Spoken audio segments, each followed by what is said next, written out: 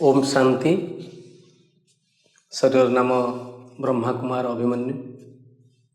जंकिया सेवा केन्द्र ओम शांति भवन छात्रटी ब्रह्मा कुमारी उमा भौणी एवं ब्रह्मा कुमारी प्रभासिनी भौणी सुंदर पालन 2003 मसीह परमपिता परमात्मा शिव भगवान सच्चा परिचय पाई आज पर्यंत बाबा घरे बाबा सेवारे निजक नियोजित करिछि एवं लौकिक जीवन रे थाई मध्य प्रत्येक दिन बाबांकर से अविनाशी ज्ञान मुरली को श्रवण चिंतन मंथन पूर्वक अहर बाबा सेवारे निजक समर्पित देवाई ये आत्मा तैयार रही। आज एक पवित्र दिवस रे सारा विश्वर जनसाधारण को उद्देश्य ये आत्माटीर यही सुंदर अनुभव जे भक्ति मार्ग रे आत्मा जिते बड़े थिला मठ मंदिर मान को जाई विभिन्न आध्यात्मिक एवं धार्मिक धर्मगुरु मानकर चरणाश्रित हो अनेक धर्मवाणी कहानी शुणुला। निजर लौकिक पिता जड़े धर्मपरायण व्यक्ति थिले मध्य तांकोठारु परमात्मांकर संदेश संपूर्ण भाव में आत्मा पाई पारि नथिला। जदिओ भक्ति मार्ग रे बाबा मते अनेक मार्गदर्शन कराइथिले। भक्ति मार्ग रे हनुमानकर परिपंथी हे जीवन काटुथिला बेले मोरी लौकिक ग्राम रे शिवरात्रि रे ए अलौकिक भौणी मानकर एक प्रदर्शनी स्थल रे मते परमात्मा परिचय मिलबार सुजोग मिलता।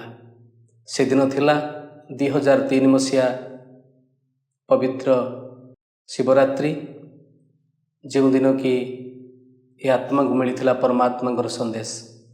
ब्रह्मा विष्णु महेश्वर भली तीनोटी मूर्ति ब्रह्मा कुमारी प्रभासिनी भौणी, ब्रह्मा कुमारी उमा भौणी एवं ब्रह्मा कुमारी याज्ञसेनी भौणींकर मंचरे तांकोठारु अलौकिक कहानी गुड़ शुणिला परे ये आत्मा जेभली भाव रे किछि गोटे नूतन दिग्दर्शन पाइथिला।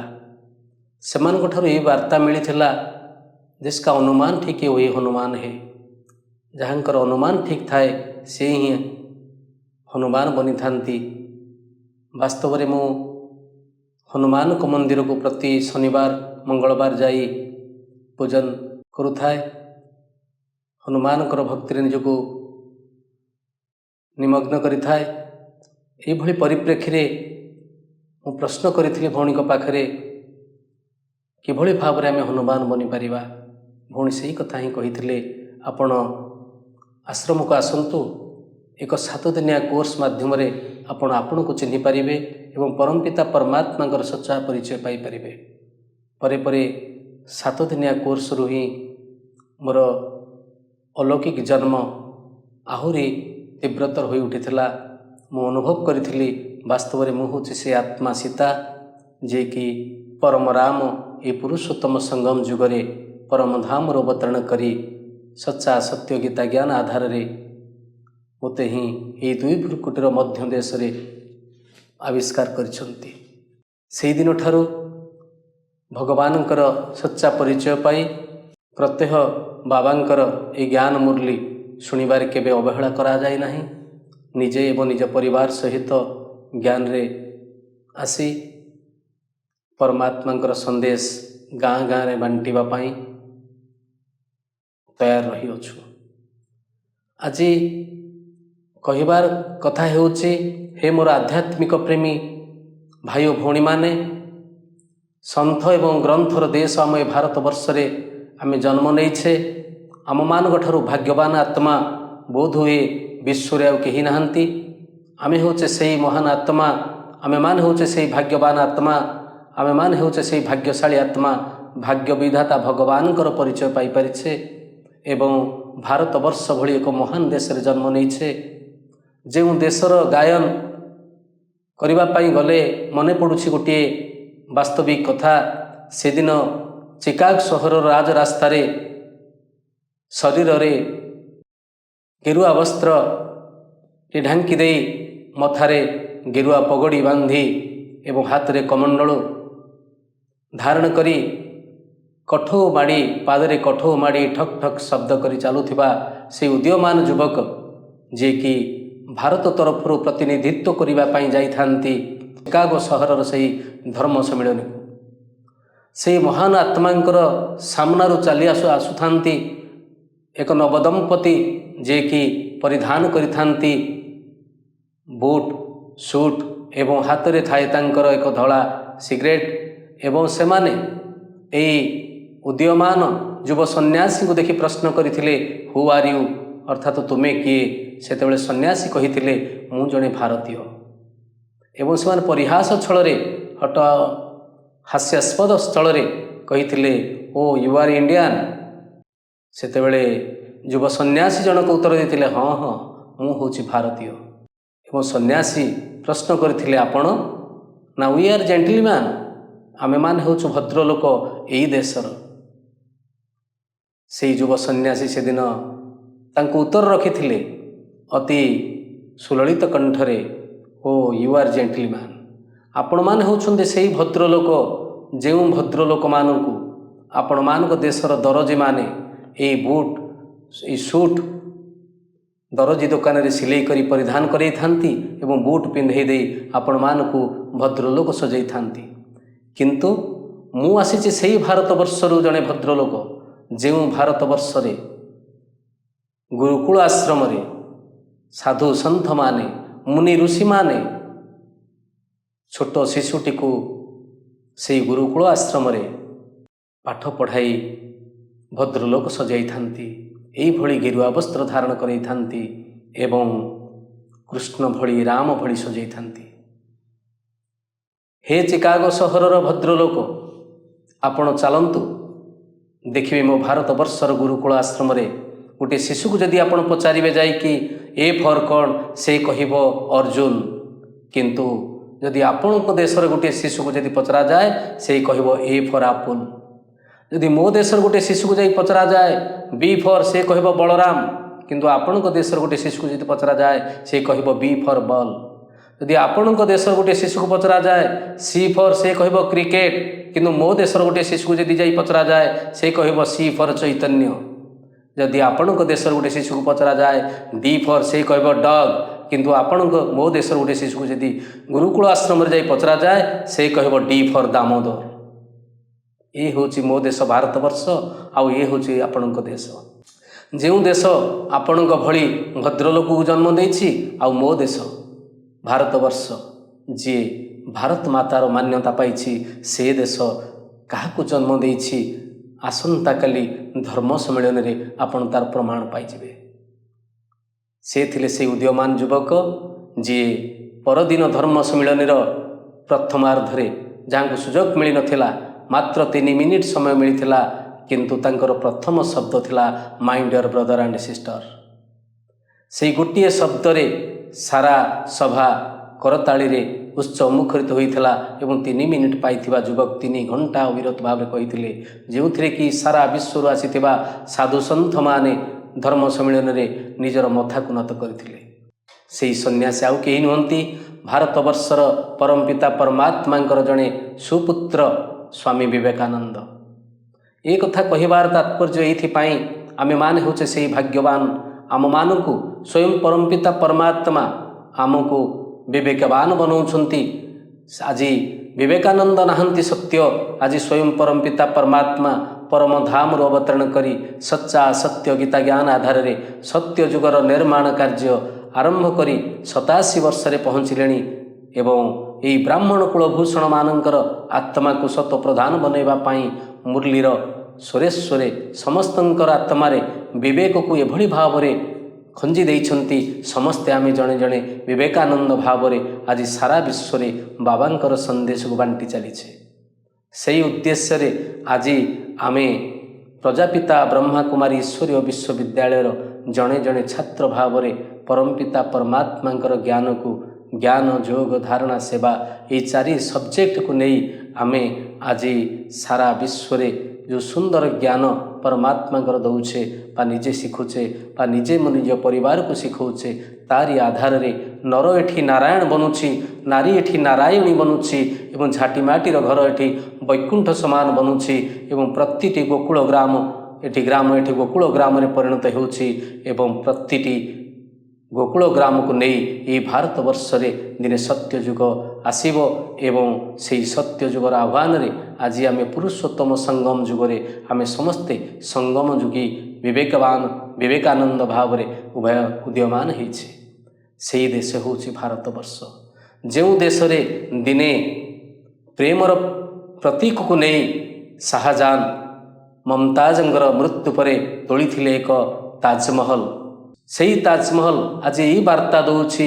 ଥରେ ଗୋଟିଏ ସ୍କୁଲରେ ଜଣେ ଶିକ୍ଷକ ଛାତ୍ରମାନଙ୍କୁ ପଚାରିଲେ, ହେ ପିଲାମାନେ, ଯଦି ପ୍ରେମର ପ୍ରତୀକ କ'ଣ ବୋଲି ତୁମକୁ ପଚରାଯାଏ ତାର ନିଶାନୀ ତୁମେମାନେ କ'ଣ କହିବ? ସବୁ ପିଲାମାନେ କହିଥିଲେ ଯେ ପ୍ରେମର ପ୍ରତୀକ ହେଉଛି ତାଜମହଲ, ଯାହାକୁ କି ଶାହାଜାହାନ ତାଙ୍କର ଧର୍ମପତ୍ନୀ ମମତାଜଙ୍କ ଉଦ୍ଦେଶ୍ୟରେ ତୋଳିଥିଲେ। କିନ୍ତୁ ଗୋଟିଏ ପିଲା ନିରୁତ୍ତର ରହି ମନ ଦୁଃଖରେ ବସିଥିଲା। ପଚାରିଥିଲେ ତାଙ୍କୁ, ଗୁରୁଜୀ ତୁମେ କାହିଁକି ଉତ୍ତର ଦେଲ ନାହିଁ? ତୁମେ କ'ଣ ଏ ଉତ୍ତରରେ ଏକମତ ନୁହେଁ? ସେଥିରେ ଉତ୍ତର ଦେଇଥିଲା ସେହି ପିଲାଟି, ନା ଗୁରୁଜୀ, ମୁଁ ଏ ଉତ୍ତରରେ ଏକମତ ନୁହେଁ। ଅର୍ଥାତ୍ ଯେଉଁ ଦେଶରେ ରାମଚନ୍ଦ୍ରଙ୍କ ଭଳି ରାଜା ସୀତା ବଞ୍ଚି ଥାଉଁ ଥାଉଁ ତାଙ୍କ ଭଲ ପାଇବା ଦେବା ପାଇଁ ସେତୁବନ୍ଧ ପ୍ରତିଷ୍ଠା କରି ଲଙ୍କାକୁ ଯାଇ ଉଦ୍ଧାର କରିଥିଲେ, କିନ୍ତୁ ଶାହାଜାହାନ ସେ କ'ଣ କରିଥିଲେ? ମମତାଜଙ୍କ ମୃତ୍ୟୁ ପରେ ତାଜମହଲ ତିଆରି ଏବଂ ତାଜମହଲ ତିଆରି କରିଥିବା କାରିଗରମାନଙ୍କର ଆଙ୍ଗୁଠିକୁ କାଟି ଦେଇଥିଲେ, ଯେଭଳି ଭାବରେ ସିଏ ଆଉ ଦ୍ୱିତୀୟ ତାଜମହଲ ତିଆରି ନ ପାରନ୍ତି। କିନ୍ତୁ ରାମଚନ୍ଦ୍ର ତାଙ୍କୁ ସାଥି ଦେଇଥିବା ବାନର ସେନାଠୁ ଆରମ୍ଭ କରି ଗୁଣ୍ଡିଚି ମୂଷା ପର୍ଯ୍ୟନ୍ତ ସମସ୍ତଙ୍କୁ ଏପରି ଉପହାର ଦେଇଥିଲେ, ସର୍ବଶେଷରେ ସେ ଗୁଣ୍ଡିଚି ମୂଷାର ପିଠିରେ ଆଙ୍ଗୁଠି ଚଲାଇ ଆଶୀର୍ବାଦ କରିଥିଲେ। ଆଜି ଗୁଣ୍ଡିଚି ପିଠିରେ 5 ଆଙ୍ଗୁଠି ସେଇଭଳି ଭାବରେ ପଡ଼ି ରହିଛି, ଯାହା ହେଉଛି ପରମ ରାମ ପରମପିତା ପରମାତ୍ମାଙ୍କର ୟାଦଗାର। କହିବାର ତାତ୍ପର୍ଯ୍ୟ ହେଉଛି ପରମପିତା ପରମାତ୍ମା ପରମଧାମରୁ ଆସି ଆମକୁ ରାମ ଭଳି କୃଷ୍ଣ ଭଳି ବନାଉଛନ୍ତି। ଅର୍ଥାତ୍ ସତ୍ୟଯୁଗର ପ୍ରଥମ ରାଜକୁମାର ହିସାବରେ କୃଷ୍ଣ ଜନ୍ମ ନେଇ ପରବର୍ତ୍ତୀ ସମୟରେ ନାରାୟଣ ଭାବରେ ସତ୍ୟଯୁଗକୁ ପାଳନା ଦେଇଥାନ୍ତି। ସତ୍ୟଯୁଗ 9,16,108 ଦେବାତ୍ମାରୁ ଆରମ୍ଭ ହୋଇ 2 କୋଟିରେ ସରିଥାଏ। 2 କୋଟି ଦେବାତ୍ମାରୁ ଧୀରେ ଧୀରେ ରାମରାଜ୍ୟ ଆରମ୍ଭ ହୁଏ। ତ୍ରେତୟା ଯୁଗ ଆରମ୍ଭ ହୋଇ 33 କୋଟି ଦେବୀ ଦେବତାରେ ପୂର୍ଣ୍ଣାଙ୍ଗ ହୋଇଥାଏ। ବ୍ରହ୍ମାଙ୍କର ଦିନ ଭାବରେ ଏହି ସତ୍ୟ ଏବଂ ତ୍ରେତୟା 1250 2,500 ବର୍ଷ ଅତିକ୍ରାନ୍ତ କଲା ପରେ ତ୍ରେତୟା ଯୁଗ ସରିଥାଏ। ଅର୍ଥାତ୍ ରାମରାଜ୍ୟ ପାଳନାର ଅବସାନ ପରେ ଦ୍ୱାପର ଯୁଗ ଆସିଥାଏ। ଏହି ଦ୍ୱାପର ଯୁଗରେ ଭକ୍ତି ଆରମ୍ଭ ହୋଇଥାଏ। ବିକ୍ରମାଦିତ୍ୟଙ୍କ ଦ୍ୱାରା ଯେତେବେଳେ ସୋମନାଥ ମନ୍ଦିର ପ୍ରତିଷ୍ଠା ହୋଇଥାଏ, ଏକବ୍ରତା ନାରୀ ଭାବରେ ସବୁ ଆତ୍ମାମାନେ ଜଣେକୁ ହିଁ ଭକ୍ତି କରିଥାନ୍ତି, ସେ ଥାନ୍ତି ସୋମନାଥ ବା ଦେବଦେବ ମହାଦେବ ଶିବ ପରମାତ୍ମା। ସମସ୍ତଙ୍କ ବୁଦ୍ଧିରେ ଗୋଟିଏ କଥା ଥାଏ, ଭକ୍ତିରେ ଭଗବାନ ହେଉଛନ୍ତି ଶିବ। ଅର୍ଥାତ୍ ଅବ୍ୟଭିଚାରୀ ଭକ୍ତି ଭାବରେ ଆମେମାନେ ଦ୍ୱାପର ଯୁଗରୁ ଆମମାନଙ୍କର ଚଳଣି ଆରମ୍ଭ କରିଥାଉଁ। କବି, ଲେଖକ, ସାଧୁ, ସନ୍ଥ, କାରିଗର ଏଇମାନଙ୍କ ଦ୍ୱାରା ଦ୍ୱାପର ଯୁଗ ହିଁ ଆରମ୍ଭ ହୋଇଥାଏ। ଏହି ଯୁଗରେ ହିଁ ବେଦ, ଉପନିଷଦ, ରାମାୟଣ, ମହାଭାରତ, କୋରାନ, ବାଇବେଲ ସବୁ ଧର୍ମଗ୍ରନ୍ଥ ଗୁଡ଼ିକ ଲେଖା ହୋଇଥାଏ। ଏହି ଯୁଗରେ ହିଁ ଲେଖକ କବିଙ୍କର ଜନ୍ମ ହୋଇଥାଏ। କହିବାର ତାତ୍ପର୍ଯ୍ୟ ହେଉଛି 16 କଳା ସମ୍ପୂର୍ଣ୍ଣ ଆତ୍ମା, ଯିଏକି ସତ୍ୟ ଯୁଗରେ ସର୍ବଗୁଣ ସମ୍ପନ୍ନ, 16 କଳା ସମ୍ପୂର୍ଣ୍ଣ ନିର୍ବିକାରୀ ମର୍ଯ୍ୟାଦା ପୁରୁଷୋତ୍ତମ ଭାବରେ ଜୀବନ ଅତିବାହିତ କରୁଥିଲା, ସୁନାର ମହଲରେ ଥିଲା। ଯେତେବେଳେ ସେ ଦ୍ୱାପର ଯୁଗକୁ ଆସିଛି, 8 କଳା କମିଯାଇ ମାତ୍ର 8 କଳା ଆଉ ରହିଛି ଏବଂ ଏଇଠାରେ ହିଁ ଯାହା ବି ସେ ଲେଖିଛି, ଯାହା ସେ ତାର ଅନୁଧ୍ୟାନ କରିଛି, ତା ବୁଦ୍ଧିରେ ଆସିଛି, ତାର ବିବେକ ସେତେବେଳେ ଅଧା ରହିଛି ସତ୍ଵ ପ୍ରଧାନ, ଅଧା ରହିଛି ତମ ପ୍ରଧାନ। ତେଣୁ ଲେଖିଥିବା ରାମାୟଣ, ମହାଭାରତ ଏବଂ ଗ୍ରନ୍ଥ ଗୁଡ଼ିକ ଭିତରେ ଯେଭଳି ଭାବରେ ବାବା ମୁରଲୀରେ କୁହନ୍ତି, ଅଟାରେ ନମକ ଯେତିକି ସେତିକି ହିଁ ସତ୍ୟ ଥାଏ, ଠିକ୍ ସେହିଭଳି ଏହି ଧର୍ମଶାସ୍ତ୍ର ଗୁଡ଼ିକରେ ଯେତିକି ଥାଏ ସତ୍ୟ, ତାଠାରୁ 3 ଗୁଣା ଥାଏ କପୋଳ କଳ୍ପିତ ଅର୍ଥାତ୍ ମନଗଢ଼ା। ଯାହାଫଳରେ କି ଆଜି ଆମେ ଏଇ ଧର୍ମଶାସ୍ତ୍ର ଗୁଡ଼ିକ ଯଦିଓ ଆମକୁ ବିପଥଗାମୀରୁ ସୁପଥ ଆଡ଼ିକି ନେଇ ଚାଲିଥାଏ, ତାଦ୍ୱାରା ଆମେ ସମ୍ପୂର୍ଣ୍ଣ ପରିବର୍ତ୍ତନ ହୋଇପାରିନଥିଲେ। ଯେଭଳି ଭାବରେ ଦ୍ୱାପର ଯୁଗରେ ଇବ୍ରାହିମଙ୍କ ଦ୍ୱାରା ଇସଲାମ ଧର୍ମ ପ୍ରତିଷ୍ଠା ହେଲା ଏବଂ ଇବ୍ରାହିମ କୋରାନ ମାଧ୍ୟମରେ ଅନେକ ଫଲୋଅର୍ସମାନଙ୍କୁ ପରିବର୍ତ୍ତନ କରିବା ପାଇଁ ଚେଷ୍ଟା କଲେ, ତଥାପି ସମ୍ପୂର୍ଣ୍ଣ ପରିବର୍ତ୍ତନ କରାଇପାରିଲେ ନାହିଁ ବା ସମ୍ପୂର୍ଣ୍ଣ ସତ୍ୟ ଯୁଗକୁ ଆଣିପାରିଲେ ନାହିଁ। ପରେ ପରେ ଆସିଲେ ଗୌତମ ବୁଦ୍ଧ 2250 ବର୍ଷ ପୂର୍ବେ ବୌଦ୍ଧ ଧର୍ମ ପ୍ରତିଷ୍ଠା କରି ତ୍ରିପିଟକ ଧର୍ମଗ୍ରନ୍ଥ ନାମ ମାଧ୍ୟମରେ ବୁଦ୍ଧଂ ଶରଣଂ ଗଚ୍ଛାମି ସ୍ଲୋଗାନ ଦେଇ ସେ ପରିବର୍ତ୍ତନର ନାରା ଦେଲେ, ତଥାପି ପରିବର୍ତ୍ତନ କରିପାରିଲେ ନାହିଁ।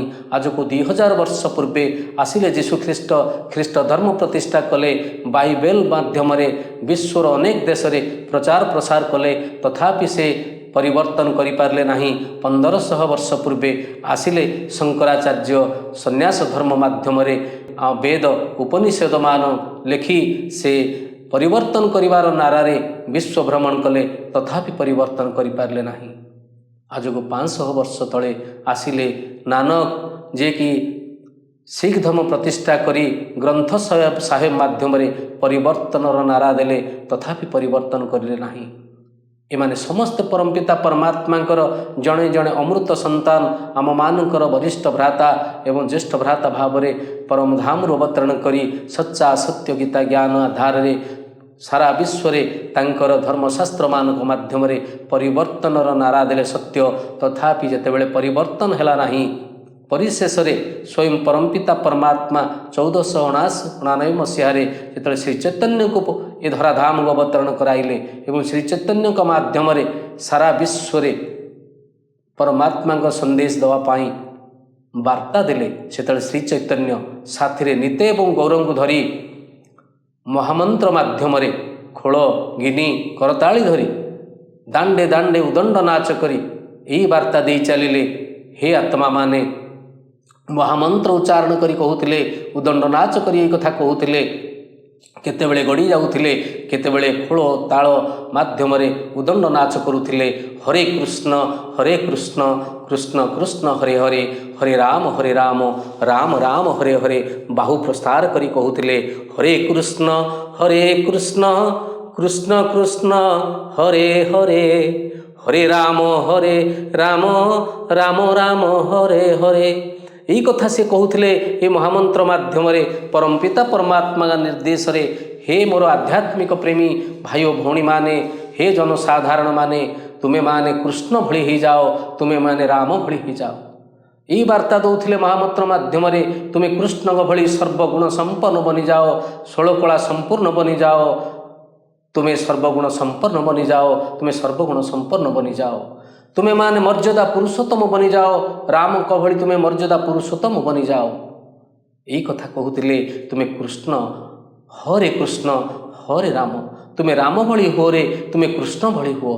ହରେ କୃଷ୍ଣ ହରେ ରାମ, ରାମ ହରେ, ତୁମେ କୃଷ୍ଣ ହରେ। କିନ୍ତୁ ଆମେମାନେ କ'ଣ କଲେ? ଆମେମାନେ ଅଷ୍ଟପ୍ରହରୀ ମାଧ୍ୟମରେ ହରେ କୃଷ୍ଣ କୃଷ୍ଣ କୃଷ୍ଣ ହରେ ହରେ, ହରେ ରାମ ରାମ ରାମ ହରେ ହରେ, ଏହି ମହାମନ୍ତ୍ରକୁ 8 ପହର ଚାରିପାର୍ଶ୍ୱରେ କୃଷ୍ଣଙ୍କର ୟାଦଗାରକୁ ରଖି ଚାରିପାର୍ଶ୍ୱରେ ପରିଭ୍ରମଣ କରି ଆମେ ଉଦଣ୍ଡ ନାଚ କରି ଏହି ମହାମନ୍ତ୍ରକୁ ଗାୟନ କଲେ। ନବମ ପ୍ରହରରେ ଆମେ ପୁଣି ରାବଣର ବନିଗଲେ। ହେ ମୋର ଆଧ୍ୟାତ୍ମିକ ପ୍ରେମୀ ଭାଇ ଓ ଭଉଣୀମାନେ, କିଭଳି ଭାବରେ ତେବେ ଆମେ ସତ୍ୟ ଯୁଗକୁ ଏଠାକୁ ଆଣିବା? ଆମେ ଯଦି ରାମଙ୍କର ନ ବନିବା, ଆମେ ଯଦି କୃଷ୍ଣ ଭଳି ନ ବନିବା, ଆମେ ଯଦି ରାମ ଭଳି ନ ବନିବା, ତାହେଲେ ତେବେ ଆମେ କିଭଳି ଭାବରେ ପରମାତ୍ମାଙ୍କର ଜଣେ ସୁପୁତ୍ର ବନିପାରିବା? କିଭଳି ଭାବରେ ଆମେ ସତ୍ୟ ଯୁଗକୁ ଏହି ଭାରତ ବର୍ଷରେ ଅବିଳମ୍ବେ ଆଣିପାରିବା? ସେଥିପାଇଁ ତ ସ୍ୱୟଂ ପରମପିତା ପରମାତ୍ମାକୁ ପରମଧାମରୁ ଏ ଧରାଧାମକୁ, ଏ ନର୍କ ଦୁନିଆକୁ ଅବତରଣ କରିବାକୁ ପଡ଼ିଲା। ଗୋଟିଏ କଥା ଅଛି ବୀରବଲଙ୍କ କଥା। ବୀରବଲ ଏବଂ ଆକବର ପଚାରିଥିଲେ, ଭଗବାନ କ'ଣ ସତରେ ଧରାଧାମକୁ ଅବତରଣ କରନ୍ତି? ନା, ନିଶ୍ଚିତ ଭଗବାନ ନିଶ୍ଚିତ ଧରାଧାମକୁ ଅବତରଣ କରନ୍ତି। ନା ତାର ସଚ୍ଚା ୟାଦଗାର ବା ସଚ୍ଚା ପ୍ରମାଣ ମୋ ପାଖରେ ରଖିପାରିବେ? ନା, ହଁ ମହାରାଜ, ମୁଁ ରଖିପାରିବି। ବୀରବଲଙ୍କ ମୁଣ୍ଡରେ ଚିନ୍ତା ଆସିଲା। जदि तुम्हें मते प्रमाण न दे पारिब तुम शिरच्छेद हम। बीरबल हाँ जी कहले। समय गड़ी चलला।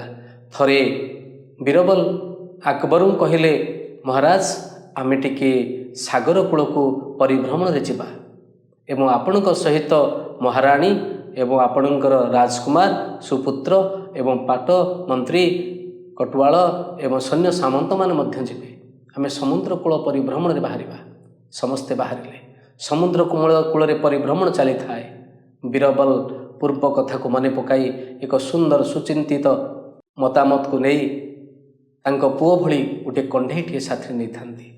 हठात समुद्र कूल रे तांको राजा को दर्शन हैला भली तांको पुओ रूपक कंढेईटी को समुद्र गर्भ को फिंगी देले एवं राजा देखिला मात्रे तांको शरीर रे पाट खचित सुना रूपा खचित पोशाक पिंधिथिले मध्य मुंडरे स्वर्ण खचित मकुट थिले मध्य काल विलंब न करी राजा समुद्र गर्भ को लंब प्रदान करथिले एवं तांको पुओ भली दिशुथिबा सेही कंढेईटी को उद्धार करी स्थल को जिते चली आसी देखिले ताहा तांकर वास्तविक पुओ नथिला, ताहा एक तांको पुओ भली कंढेई थिला। से हठात बीरबलंक उपर रागी जाई तांको आड़ को किछि कड़ा निर्देश देला बेले बीरबल नतमस्तक ही कहिथिले महाराज मणिमा मु आपणकर उत्तर ही केवल आपणक पाखरे रखिली। कहिबार बाहुल्य हेउछि या जेतेबेले पुत्र संतान मानकर विपद आसे सेतेबेले पिता केबे काल विलंब करि न थाए। तार निजर शरीर प्रति से शरीर को चाहि न थाए, तार पोशाक परिच्छद को चाहि न थाए, तार राज्य को चाहि न थाए। से चाहिथिले तांकर सैन्य सामंत को निर्देश दे पारि थांते, तांकर पाट मंत्री को निर्देश दे पारि थांते, किंतु से काहाडी की चाहि न चाहि निजे ही एक सेकेंड रे लंफ प्रदान करथिले तांको पुओ को उद्धार करिबा पाई। एटी कहिबार कथा होउछि जेतेले सत्य त्रेतया ब्रह्मांकर दिन एवं सत्य द्वापर कली ब्रह्मांकर राति को आमे पास करी घोर कलिकालर अमा अंधार भितर प्रवेश करिछे। जुआड़े देखुचे अन्याय अत्याचार भ्रष्टाचार माने नारी धर्षण ठू आरंभ करी प्रत्येक दिन टीवी रेडियो खबर कागज जहाँ भी देखुचंती केवल अन्याय अन्याय अन्याय। पढ़ी हो नहीं पेपर, देखी हो नहीं टीवी, प्रतिटी न्यूज रे केवल मनीष को फ्यूज कला भली वार्ता आज मिलुछि सारा विश्व रे। सेही भली एक घड़ी संधि मुहूर्त रे आज को 87 वर्ष तले स्वयं परमपिता परमात्मा परम धाम अवतरण करी जड़े वृद्ध मानव शरीर आधार नहीं सच्चा सत्य गीता ज्ञान आधार रे सत्य जुगर निर्माण कार्य आरंभ कर सारी।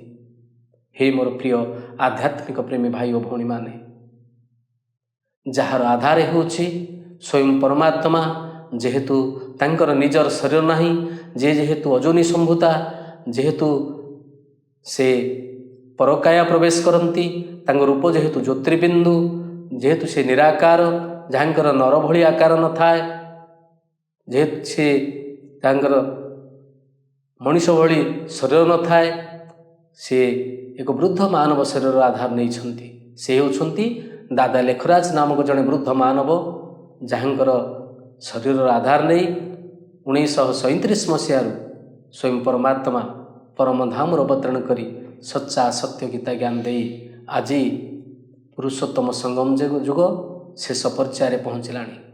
परमात्मा ये वार्ता दौरान यही वार्ता घरे घरे पहुँचाओ, मठ मंदिर मस्जिद सबु जगार जाई वार्ता दियो। केही जने जे भली भाव में काली उल्लना न देऊ। हे परम पिता परमात्मा तुम्हें परम धाम रु ए नरक दुनिया को ये धराधाम को अवतरण करथिलो, हेले मु जानी पारिली नाही। तेणु आज प्रजापिता ब्रह्मा कुमारी ईश्वरीय विश्वविद्यालय रे स्वयं परम पिता परमात्मा अवतरण करी सच्चा सत्य गीता ज्ञान आधार रे प्रतिटी घरे घरे सारा विश्व रे यही वार्ता दे चली जे स्वयं भगवान परम धाम अवतरण करी सच्चा सत्य गीता ज्ञान आधार रे प्रतिटी नर मान को नारायण एवं प्रतिटी नारी मान को नारायणी एवं प्रतिटी झाटी माटीर घर को वैकुंठ समान बनाई यही भारत वर्ष रे सत्य जुग स्थापना करिवार समय आसी पहुँची सारी।